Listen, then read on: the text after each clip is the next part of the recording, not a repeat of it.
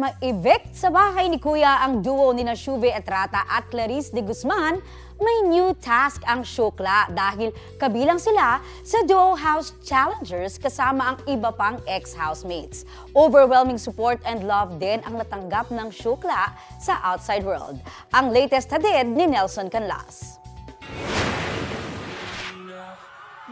Mula sa loob ng bahay ni Kuya hanggang sa outside world, bumuhos ang emosyon ng latest duo evictee sa PBB Celebrity Collab Edition na sina Shuve Etrata at Clarice de Guzman, aka Shukla. Sa paglabas ng Shukla, they were still wearing their best smiles. Angat din ang kanilang bubbly personalities na minahal na ng taong bayan.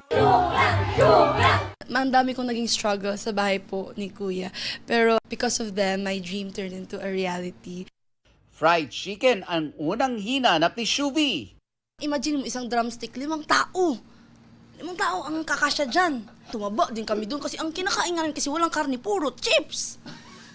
Chips sa kanin.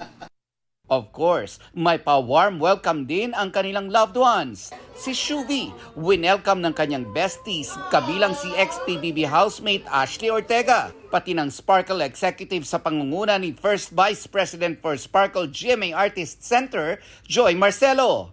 Naroon din ang kapwa Sparkle artists at ang kanyang version ng TDH, si Anthony Constantino.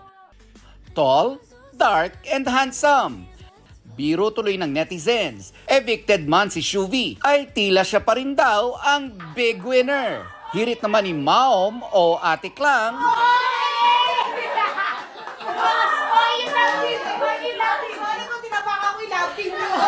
Pero ang island ate ng Cebu di na napigilang maging emosyonal nang makausap via video call ang kanyang pamilya.